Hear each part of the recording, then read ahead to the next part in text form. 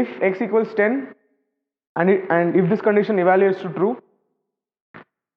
again back to the syntax, if, and this is your condition, right? This is your condition. As you can see, you have a double equal to, which means it is a conditional statement. If x equals 10 and then I add a colon and then you enter, it gives you one tab space. So this is part of the syntax. After you write an if condition, then you will give a colon, you will enter, it's going to give you one tab space, and then you write your set of n statements, right? So here I am initializing x to 10 and I am saying if x equals 10, I am printing x is equal to 10. X is equal to 10, right? Now after this we see that there is another print statement, that is which does not have an indentation. That means it is not part of this if statement. So this particular print statement is part of your if condition, whereas this particular if statement is not part of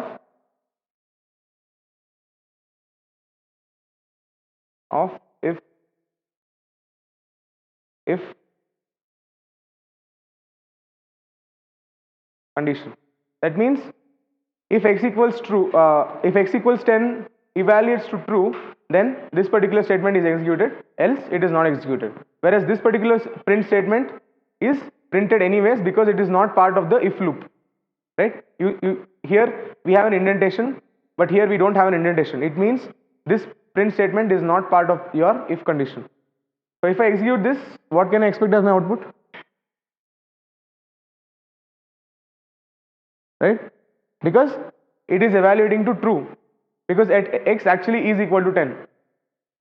So this is printed and this is printed anyways because it is in the sequential order and it is not part of your if statement. Now if I actually do this, instead of equal to, if I put less than, what can I expect now as the output? That's all, because this is evaluating to false, and because it's evaluating to false, this set of statements or this single statement which is part of your if condition is not executed, and only this is executed. Right? Is this clear? If condition? Any doubts in this if? Okay. Next we have, so here we were able to, we have one condition, and if this evaluates to true, we are performing one function, or we are executing one set of statements. Now we have a way in which we can perform or we can execute two set of statements depending on whether if a condition evaluates to true or false. For example, and that is called as your if else statement.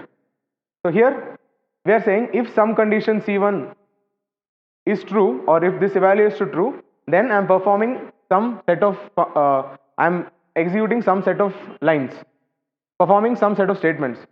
Else, that is if it is false, then I am executing some other set of statements. So it is just an addition to your if statement.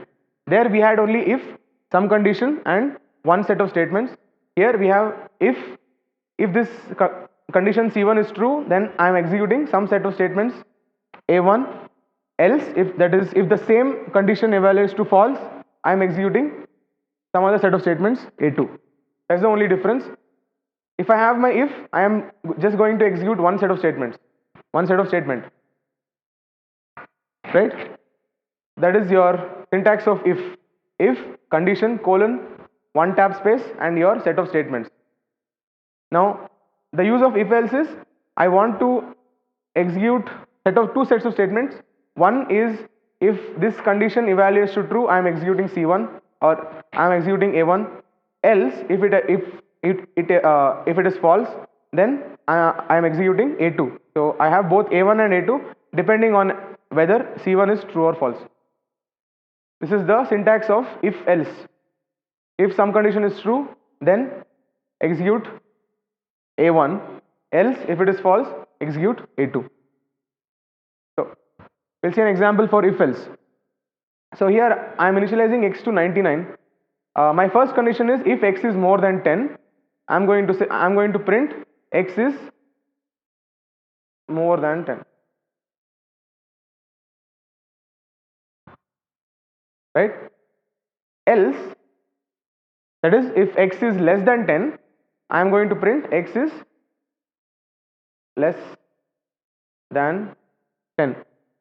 So now because I've initialized x to 99, and also you should remember whenever I'm using if else, either this is executed, either the set of statements under if are executed, or the set of statements under else are executed. Both of them cannot be executed simultaneously, because a condition can evaluate to true or false at a time. It cannot be true and false at the same time, correct? It can either evaluate to true or false and not both true and false at the same time. So because of that, if I execute this, because I have initialized it to 99, it is more than 10, and this condition evaluates to true. That is why only this is printed, and whatever is there in my else is not printed. That is, it is not entering the else block at all. It only stops at if. Whenever we have if else, either one of if or else is always executed, and never both. Only one of them is always executed. It is if else. That is, if this condition evaluates to true, this statement is executed. Else, if it evaluates to false, this statement is executed. As simple as that. We have one condition. If it evaluates to true, your statements under if are executed. If it evaluates to false, your statements under else are executed. I can actually change this. Suppose I initialize x to 9, and then I'm saying if x is more than 10, print x is more than 10, it's true. Else this. What can you expect here? Because x is actually equal to 9. Straightforward. Now, so we studied if and if else. Now, both if and if else are used to check only one condition, right? Just a single condition. What if I have more than one condition to check? That is, I want to check if x is more than 10 or x is more than 20, 30, 40 like that. I have more than one condition to check. In that case, I have to use something called as my if Elif ladder or if Elif construct. It is always used to check more than one condition. It is also called as if Elif ladder.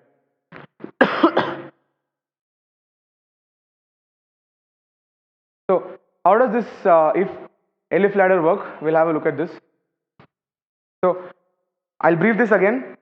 If your if construct as well as your if else construct is always used to check only one condition here, like x is more than 10 or x is less than 5, x is equal to 10, is used to check only one single condition. If I have to check more than one condition, or if I want to check multiple conditions, then I cannot just use if else. I have to use something called your if Elif ladder or if Elif construct. You can use both the names. The syntax for this is if some condition C1 colon if this evaluates to true, or if this condition evaluates to true, that is if C1 evaluates to true, I am going to execute algorithm A1 or set of statements A1. It's better to call it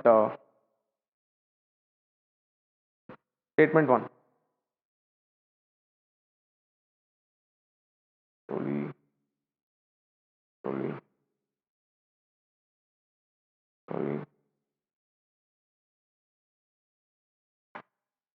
Right. So the syntax is if some condition C1, if this evaluates to true, then statement 1 is printed and the control jumps out of your if Elif construct. That is, if I have 10 conditions, only one of them are executed at once, because if this satisfies and I execute statement 1, then it will not go to your Elif construct, it will exit, or it will break out of your if Elif loop and continue the usual execution. So, and it is always in the sequential order. If this satisfies, then it will print statement 1, it will exit the Elif loop. Else, if this is if this evaluates to false, then it will check. So the syntax is if some condition c1 colon statement 1. So I need not have only statement 1, I can have 1 2 3 as well for if. So if this fails, statement 1 is not executed, it checks statement 2.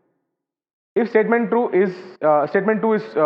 is true, or if it evaluates to true, then your statement 2 is executed. If condition c2 is true, then statement 2 is executed, else it goes on to your third condition. If this is true, it will execute statement 3. If it's false, it will go to the next elif, that is statement 4, and so on. You can have as many as you want. Now finally, if all of these fail, then we have one final else statement. That is, if all of these fail, your first if, elif, all of these elifs fail, in the end you will have an else. Finally, this will be executed. If all of them fail, this is similar to your finally in Java, if you are aware of finally, right? Final or final key, final, I don't know, finally or final, something that is executed irrespective of anything. So it is similar to that. So we have if, elif as many times as the number of conditions you want to check, and if all of them fail, finally whatever is there under your else is executed, right? This is the syntax of if elif. Okay, so we'll just see a small example for this. So here I am initializing x to 10, y to 12, z to 2, right? I have 3 variables, I have initialized them. Next, I am checking, this is my first if condition, I am checking if x is more than y. If this is true, then I am printing x is more than y, and I will exit everything. I will exit my if elif construct. All of this will be skipped. If this is true, if this condition is true, then this is executed and all of these are skipped. But if this is false, then it will go on to your first elif. That is, it will check if x is more than z. This is your first elif. If this is true, then it is going to print x is more than z and it will exit. Similarly, we have one more, if y is less than z. So here, as you can see, I have one condition, I have another condition, I have one more. So I have 3 conditions. I cannot use if else, I have to use if elif. So if x is more than y, this particular statement is executed and I will exit the loop. Else it is going to check for this, and it is always in the same order. First I check if x is more than y, next I check if x is more than z, next I check if y is less than z, right? This is your if, elif and elif, and anytime any of them evaluates to true, it will execute that particular statement and exit your entire loop. Now if all of these fail, if this fails, your first elif fails, second elif fails, then finally you have your else. If all these 3 fail, finally your else is there, which will print x is less than both y and z, and finally it will exit. And this particular print statement, as you know, is outside the if elif ladder, so it is printed anyways. So if I execute this, can you check or can you tell what output can we expect? So I'm getting x is more than z because x is actually more than z. This condition is being satisfied, right? So this is failing, this is evaluating to false because x is not more than y, because x is 10 and y is 12. Similarly, this x more than z is actually true because 10 is more than 2. So there is this particular condition evaluates to true, and because this evaluates to true, it will not even check the next one. It will simply exit your if else, and then finally it will printed anyways. Any doubts with this? Okay, is it clear? Not clear? Okay. Clear. Any doubts? You want another example or is it clear? Okay. Now we have something called nested if statements.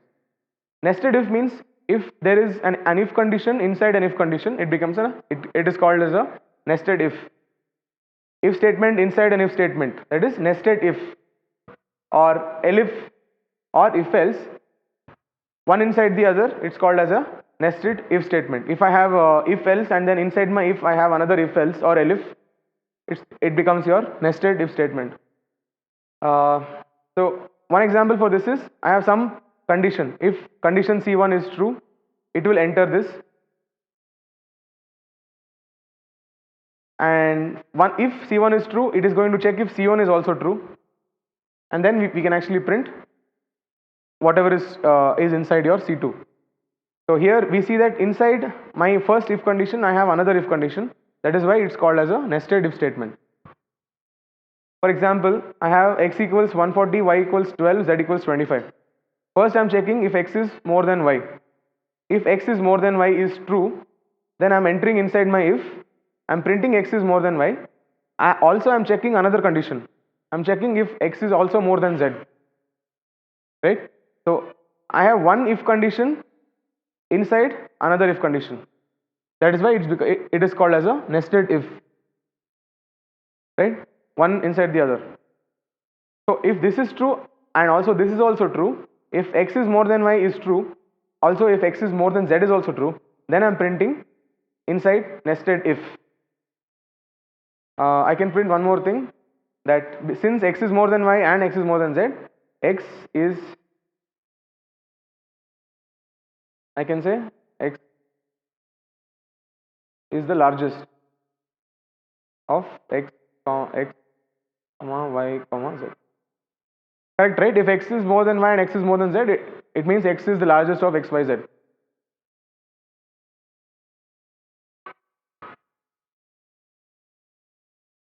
Right? This is my nested if. Now all these statements will fall under your first block of code. That is, all these are executed only if your first if statement is true. If this itself is false, none of these are executed. That is why it becomes a nested if statement. First it's going to check if x is more than y, then it's going to check if x is more than z, and if both are true, it will execute whatever is there inside the nested if statement. Now if this itself is false, then this is not printed. If this is false, then it will check if elif we have here, it will check if x is more than z, and then it is just going to print x is more than z. I have another elif where I am printing y is less than z. Finally, if none of them satisfy, I am going to print both. I am going to say x is less than both x and y. X is less than both y and z. So this was just to demonstrate your nested if. So if I execute this, let's see what we get. I am getting x is more than y because x is actually more than y. Because x is 140, y is 12, x is more than y is printed. Then I am checking again if x is more than z. So 140 is also more than 25. Hence it's going to print x is the largest of x, y, z, and it will exit all your constructs. It will exit your if loop and the other if loop also, because this itself is satisfied, right? It will not even check for these elif statements. All these are ignored because there is a match here itself. Correct? Then finally we have printed anyways because it does not belong to any of your loops.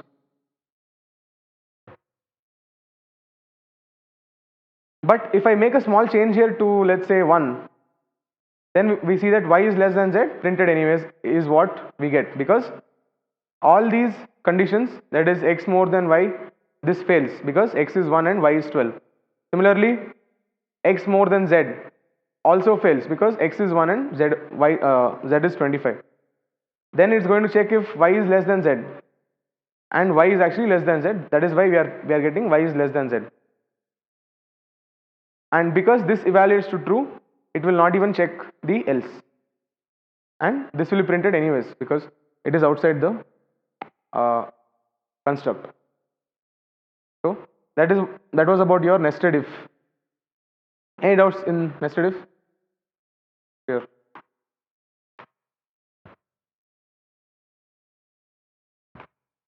Okay, there is a small assignment here. I have a list, right? So the question is how to use if with lists.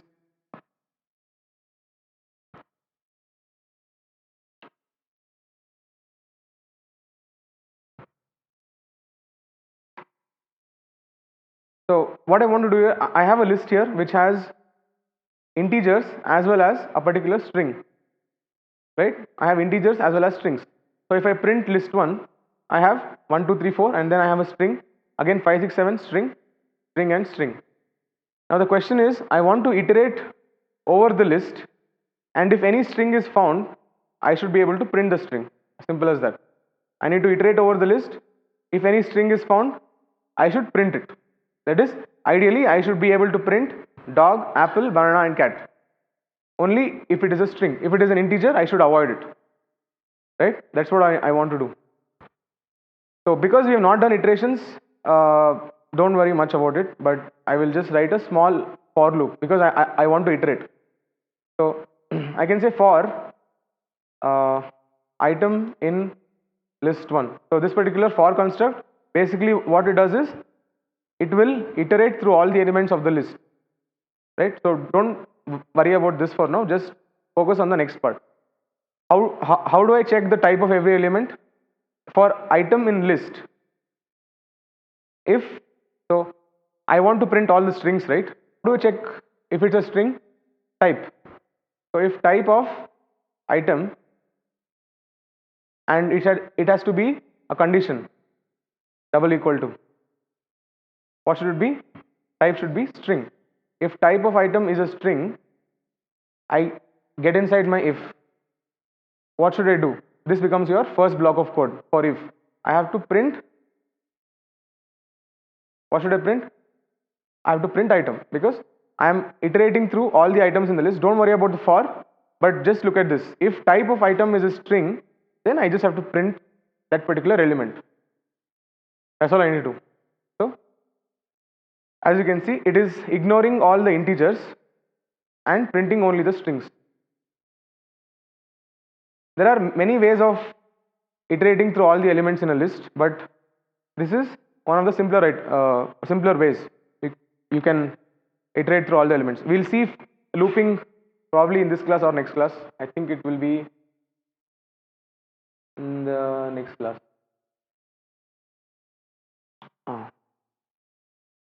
No, it will be in this class only, sorry. We'll see this for loops.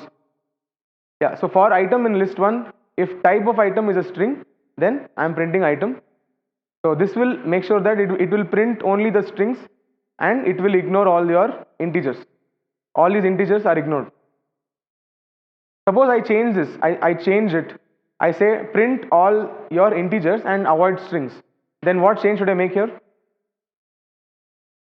Instead of string, just int.